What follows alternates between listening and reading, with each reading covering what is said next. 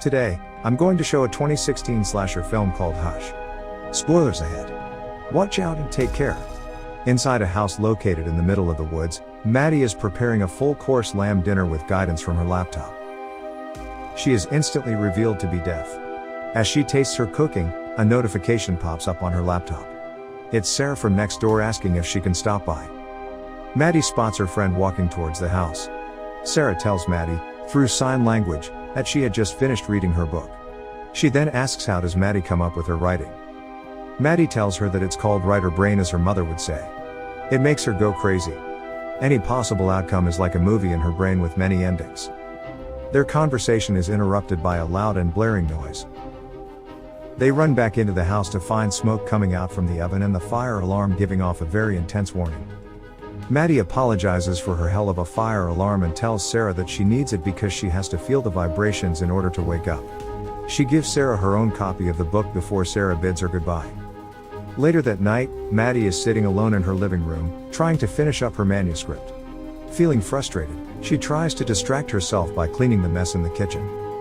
Suddenly, her friend Sarah runs up to Maddie's kitchen door, screaming and crying. Desperate for help, she is trying to open the door but it's locked. Maddie is cleaning the kitchen, but she is unable to see her friend. Sarah's piercing screams stop as an arrow lunges and pierces her back. A male intruder in a ski hat and white mask catches up to Sarah and stabs her against Maddie's kitchen door. He continues to stab her until her lifeless body slumps down to the floor. The intruder tries to catch Maddie's attention by knocking on her door, but Maddie doesn't respond. He immediately deduces that she is most probably deaf. As she continues working, the intruder sneaks into the house. With one hand bearing an arrow, he is about to stab her when he is interrupted by Maddie's sister, Alex, video calling her. He grabs Maddie's phone and hides. Alex asks her how Maddie's book is going, but Maddie says she's stuck and needs a distraction. She persuades her to come back to the city and live with her, but Maddie doesn't want to. Their conversation is interrupted when Alex asks if there's someone behind her because she saw something move. Maddie reassures her that it's probably the cat. Maddie picks up her cat's bowl and begins rattling it. She goes around the house shaking the bowl, but her cat is nowhere in sight. She pays no mind to this and leaves the bowl by the open door and goes back to her writing. A notification pops up on her laptop and reveals a message sent by Maddie's own phone. Confused, she opens the message to see a picture sent of herself while she was having the call with her sister. Petrified, Maddie walks to the open door to see the masked intruder holding her phone. She quickly closes and locks the door before he can get in. The intruder, armed with a crossbow, goes to every door of the house trying to get in, but Maddie locks all of them. The power goes out and from the window, she could see him slashing her tires. There's no chance of escape now. Maddie grabs a lipstick from her bag and desperately writes on the glass door. She says that she won't tell anyone she hasn't seen his face, and her boyfriend is coming home soon. She's hoping that the man would accept her bluff. The intruder takes off his mask to reveal his face and neck tattoo. He asks Maddie if she can read his lips, to which she nods. Now that she has seen his face, he has to kill her. Maddie runs back to her kitchen to grab a knife. She goes to her bedroom and secures the door and windows. As she huddles up in one corner, trembling and crying, something starts banging on one of her windows. Terrified, she looks up to see the intruder carrying Sarah's dead body and banging her lifeless arm against the window pane. Maddie drops her knife in shock and backs away, crying at the sight of her dead friend. Maddie realizes that Sarah must still have her own phone with her. She tries to distract the intruder by activating her car alarm. Once he's occupied, a gasping Maddie makes a run for it, opens the window and reaches for the phone inside her friend's back pocket. The intruder immediately catches her in the act. He tries to snatch her, but she closes the window on his fingers. He screams in pain and tries to pry open the windows, but she smacks his arms out with a hammer, causing him to withdraw, and locks the window again. Wasting no time, Maddie hides from the intruder as he circles back around the house. She quietly sneaks out of the kitchen door and hides under the crawl space of the patio. Just as she's about to make a run for it, the intruder launches the crossbow, which stops her in her tracks. Refusing to be a deer in headlights, she runs back to the house and makes it safely inside, barely escaping with her life. Desperate for a way out, Maddie goes upstairs to her loft. She cracks open a window, squeezes herself out, and lands on the roof. With shaking hands, Maddie then tosses a flashlight into the woods behind her house. This catches the intruder's attention and he follows the light. She starts walking across the roof to the front of the house, her legs shaking with fear. As she's climbing down from the roof, the intruder surprises her with an arrow at her leg. He takes another shot and narrowly misses her head. Maddie pulls herself up as she grits her teeth from the pain. The intruder begins to climb up to the roof, but Maddie knocks him over in time to grab his crossbow and toss him back to the ground. With a painful limp, she carries back the crossbow into the house just in time to close the upstairs window. Just as she's trying to load the crossbow, Sarah's boyfriend, John, arrives at the front door looking for his girlfriend. The intruder stops him in his tracks, pretending to be a police officer.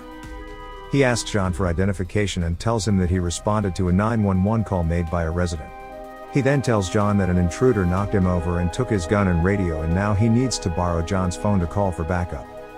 John grows suspicious and asks him how can Maddie have made the call when she's deaf and mute.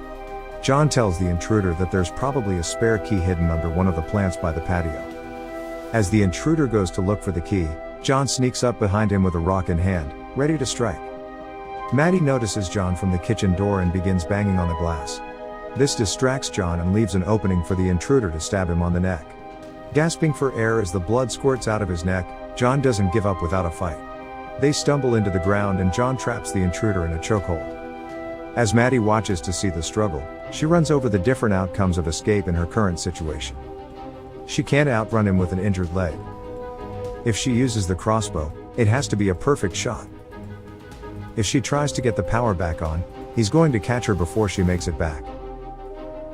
If she hides, he only needs a rock to crash open one of the windows. In case the intruder doesn't find her, she's going to bleed to death anyway. She can't go back to the crawl space again. Her heart cries out in pain and she knows she's not going to last long and she's running out of time. The intruder breaks free from John's chokehold and pushes him aside. John bleeds out and dies, unable to help Maddie. Maddie takes this opportunity and shoots an arrow into his shoulder.